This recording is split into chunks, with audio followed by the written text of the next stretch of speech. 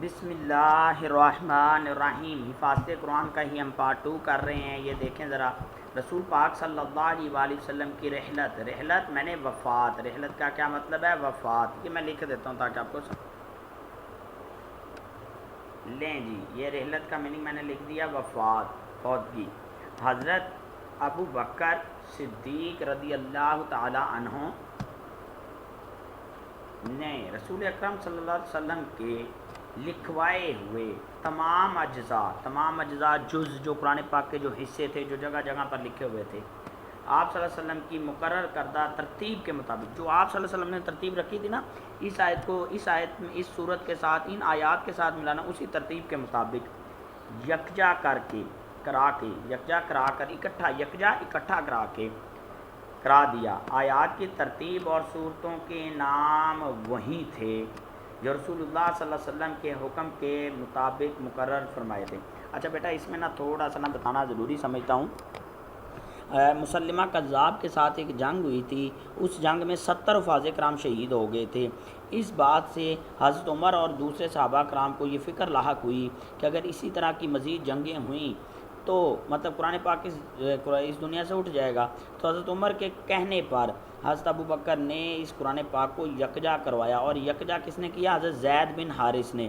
یہ MCQ 12 مرتبہ آیا ہوا ہے، کس نے قرآن پاک کو یکجا کیا؟ اور حضرت زید بن حارث کی ڈیوٹی لگی تھی، ٹھیک ہے، یہ یاد رکھنا۔ کروایا کس نے؟ حضرت ابو بکر نے۔ کس کے کہنے پہ؟ حضرت عمر کے۔ اکثر بچے حضرت علی اور حضرت پتہ نہیں کیا کیا لکھ دیتے ہیں، اس لیے میں نے آپ کو بتانا مناسب سمجھا۔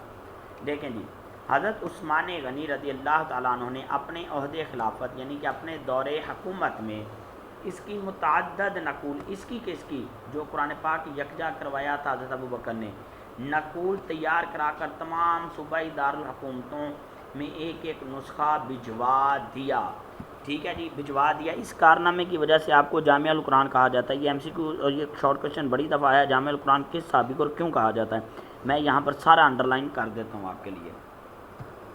جی بیٹا، سوال ہے جامع القرآن کسے کہا جاتا ہے؟ تو آنسر یہ ہے حضرت عثمان۔ یہ میں نے لکھ دیا ہے، ابھی یہ ریز ہو جائے گا، اب اس کا آنسر میں انڈرلائن کرنے لگا ہوں۔ لیں جی، حضرت عثمان نے آپ کو کہا جاتا ہے کیونکہ انہوں نے اپنے عہد خلافت میں اس کی متعدد نقول تیار کرا کر صوبائی دارالحکومتوں میں ایک ایک نسخے کے طور پر بھجوا دیا۔ اس سے لیے اس کارنامے کی وجہ سے جامع القرآن کہا جاتا ہے، جمع کرنے والا، یکجا کرنے والا۔ اب اگر میں ادھر کہوں کہ ادھر کون کون سے پوائنٹس آئے ہیں، 2 شارٹ کوشچن بن رہے ہیں۔ حضور صلی اللہ علیہ وسلم کی رحلت کے بعد کس نے قرآن پاک کو یکجا کروایا؟ حضرت ابو بکر صدیق نے۔ حضرت ابو بکر نے کیسے یکجا کروایا؟ صورتوں کے نام اور ترتیب وہی رہی، سیم رہی جو حضور صلی اللہ علیہ وسلم کے دور میں تھی۔ جامع القرآن کس صحابی کو کہا جاتا ہے؟ حضرت عثمان غنی کو۔ اب میں اس سے ریلیٹڈ آپ کو شارٹ کوشچن دکھاتا ہوں۔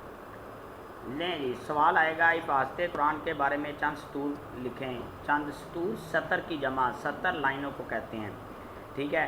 کسی ایک صحابی کا قرآن پاک کے حفاظت کے بارے میں مختصر کردار، چاہے حضرت عثمان کا لکھ لیں چاہے حضرت ابو بکر کا لکھ لیں۔ حفاظت قرآن پر مختصر نوٹ، یہ بھی وہی سیم سوال۔ عہد صدیقی میں حفاظت قرآن پر مختصر نوٹ، وہ میں نے جو باتیں بتائیں نا آپ کو، مسلمہ کذاب کے ساتھ جنگ اور یہ وہ ان کا کردار، انہوں نے قرآن پاک کو یکجا کروایا، ٹھیک ہے۔ اسی طرح اس میں ایک سوال ہے، کون سی کتاب تحریف سے پاک اور کیوں؟ تحریف غلطیوں سے پاک ہے، اور کیوں پاک ہے؟ کیونکہ اس کی حفاظت کا ذمہ اللہ تعالیٰ نے لیا ہے۔ پھر ایک ادھر سوال آیا ہے، قرآن پاک کی حفاظت کے بارے میں اللہ تعالیٰ نے کیا ارشاد فرمایا ہے؟ اِنَّا نَحْنُ نَزَّلْنَا الذِّكْرَ وَإِنَّا لَهُ لَحَافِظُونَ۔ یہ میں نے جان بوجھ کرنا وہی سوال کروائے آپ کو جو اس ٹاپک سے ریلیٹڈ تھے، باقی اگلے کے ساتھ ہم کر لیں گے۔ شکریہ۔